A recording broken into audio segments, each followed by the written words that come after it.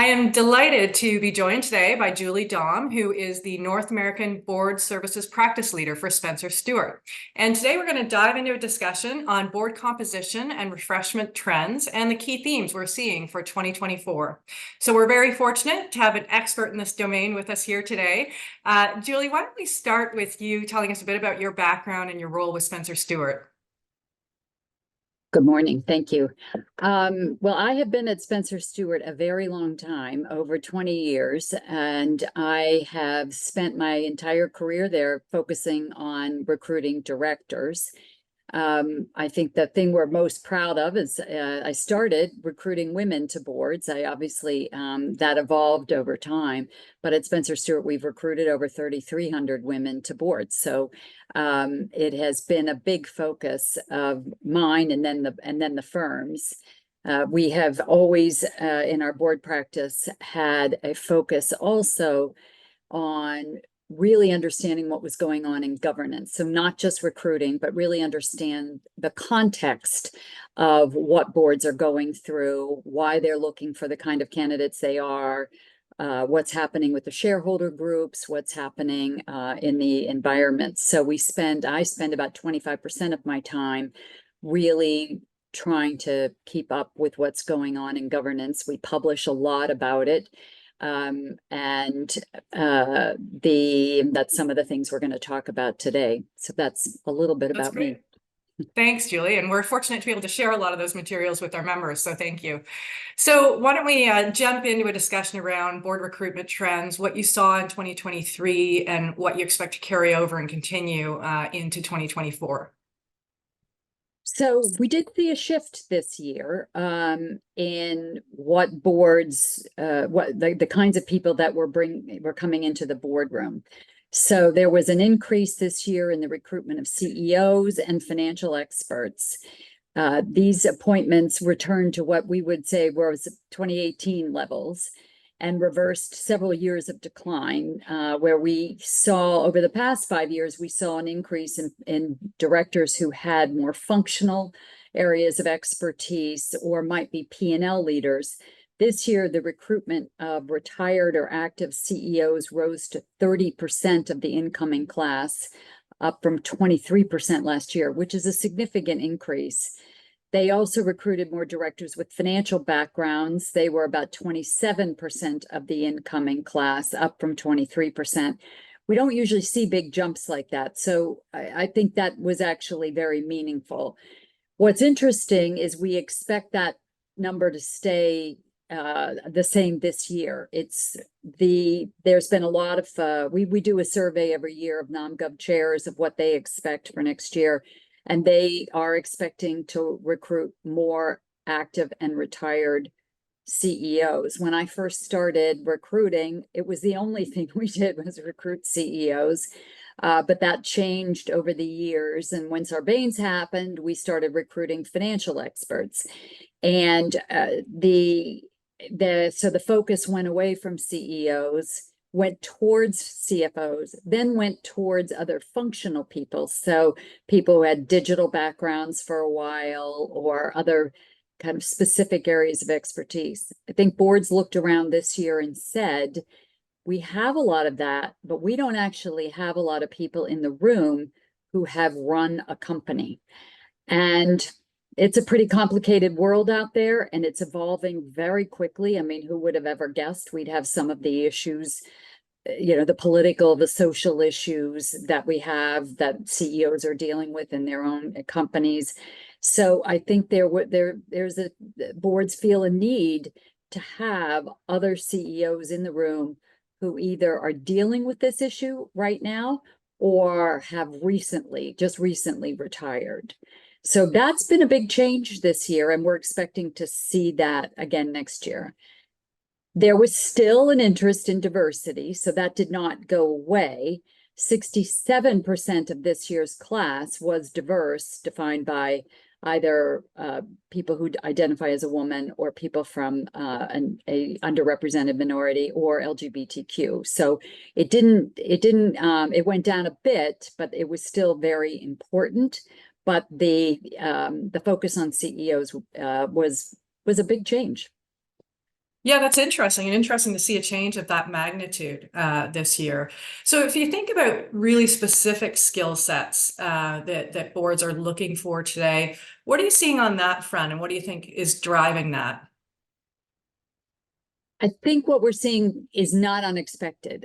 We are seeing an interest in technology, and boards are grappling with what exactly that means. Does it mean AI? Does it mean digital? Does it mean somebody who, just has a broad technology background? Some of that will depend on the industry that you're in, but also people are struggling because they don't just want specialist directors right now.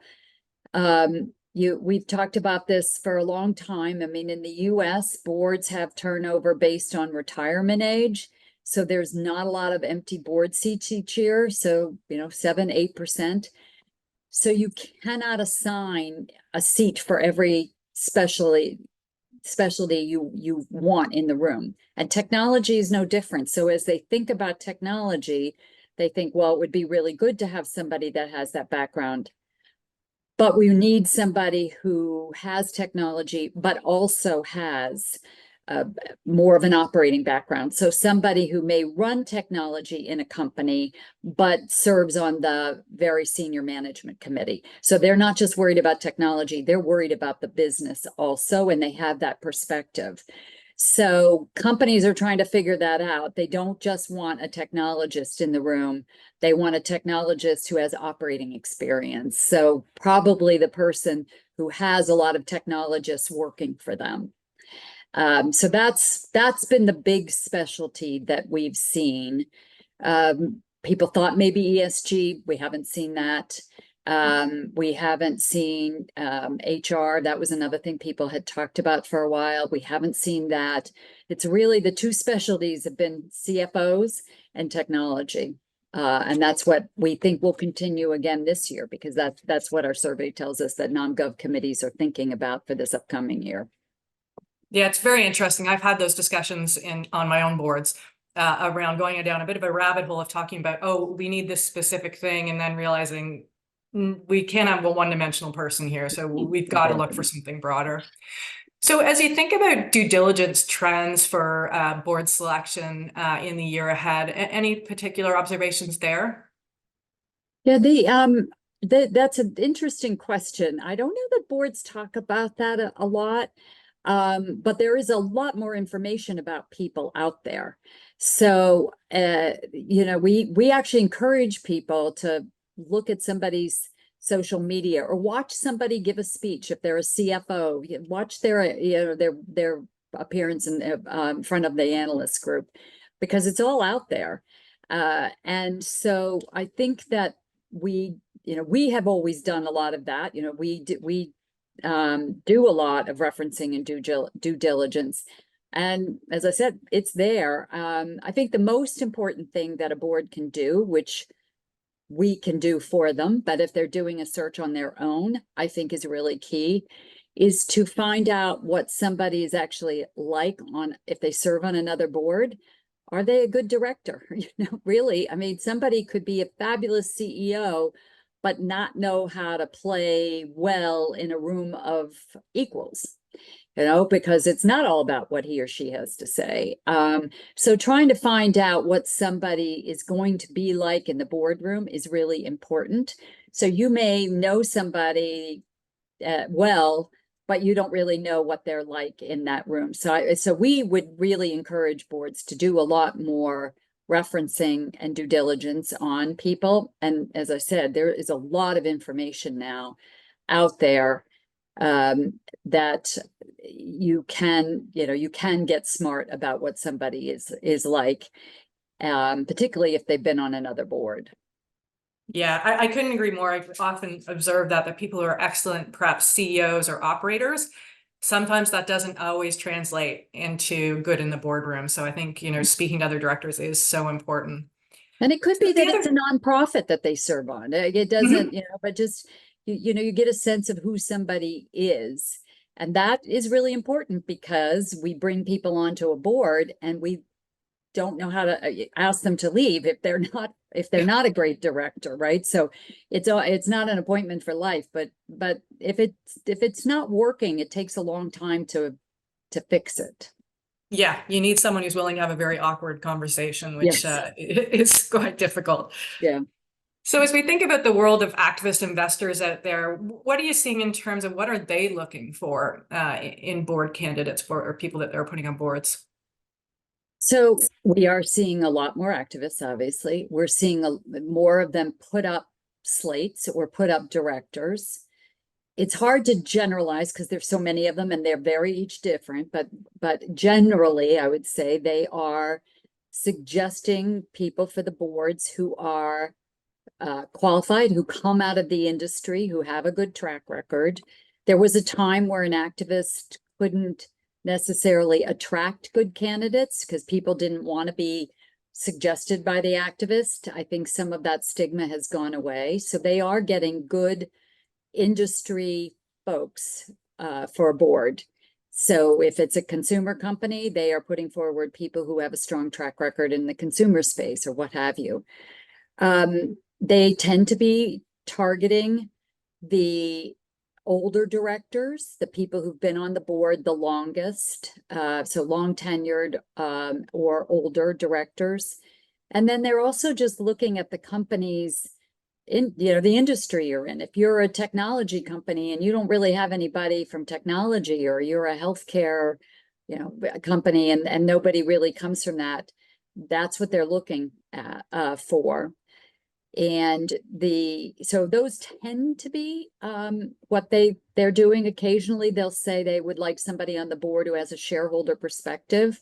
So they might bring somebody in who has come out of a Fidelity or something like that. But generally they're looking for people who've been in operating or finance roles in a relevant company and industry.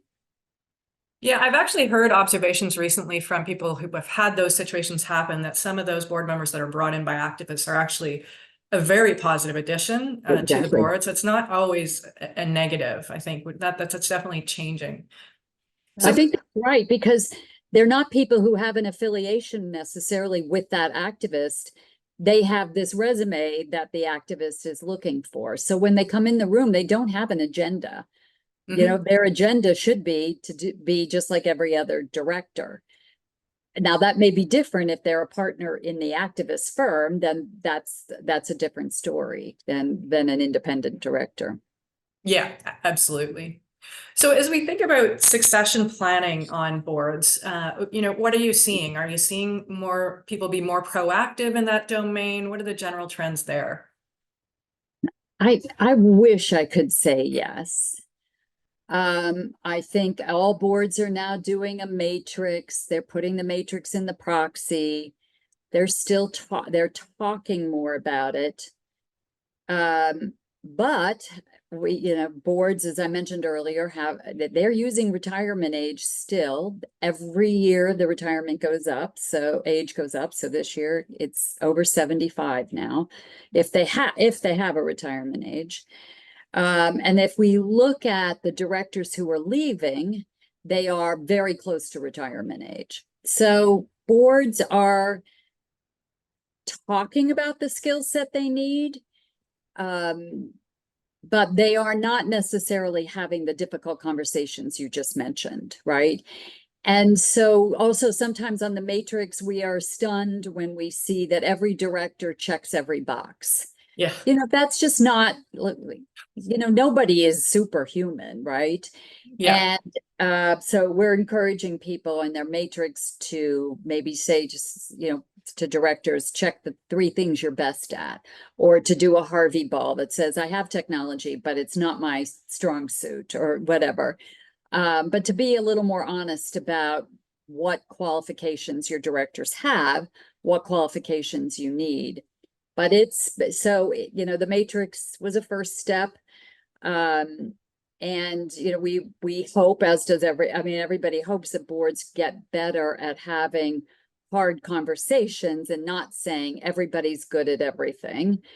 All boards are doing that. Almost all boards are doing board evaluations, but many of those don't have, they're talking about how often do we meet and, do we get our materials in advance, but not really having serious conversations about each director's performance. And that enables a lead director or chair or head of the governance committee to be able to have a hard conversation with somebody.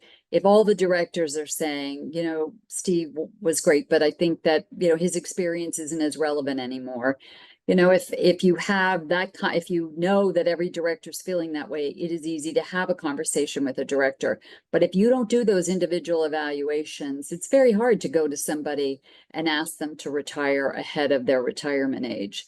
So boards are, slowly moving into the territory of assessing each other and having those conversations. But you can just look at the numbers and know that if every director serves almost till retirement age, that they're not having a lot of those conversations yet.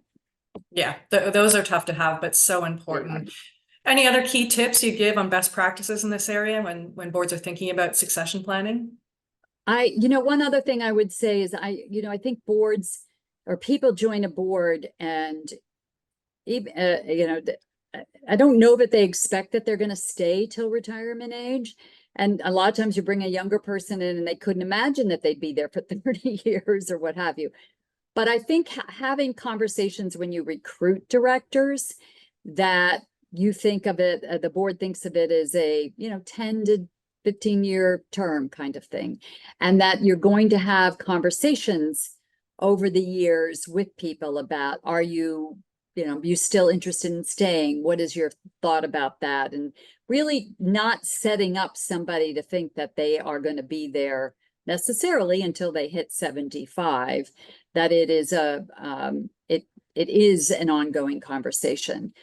That's hard to put in place right now for directors who've been there for a while. But I think as you bring people into the room to tell them that this isn't a lifetime appointment, that this is something you're going to review, is a good thing to do.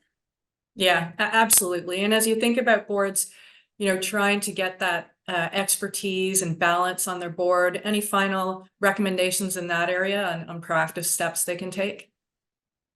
I do think that every year you need to be thinking about what are the challenges in this business at this time, because who would have guessed that things would change so quickly, and really having an honest conversation about that. And that, whoever might have come out of the industry, if they've retired 10 years ago, that probably isn't relevant industry experience anymore. But really being able to say, if you had a white blank sheet of paper and you were designing this board, what would it look like? Okay, how can we move ourselves more in that direction? How can we really be valuable to the CEO and to the management team, given everything they're facing right now? And I think, that's an important conversation to have, instead of assuming that that this piece of paper that we have that's all filled in is necessarily what we should have, and how do we get from here to there. Yeah, very important discussions. It's interesting times, and I think with the pace of change, all of these things become more and more important for us as directors. So Julie, thank you so much for being here with us today, sharing your perspectives. It's been an absolute pleasure. Thank you very much. Nice to see you.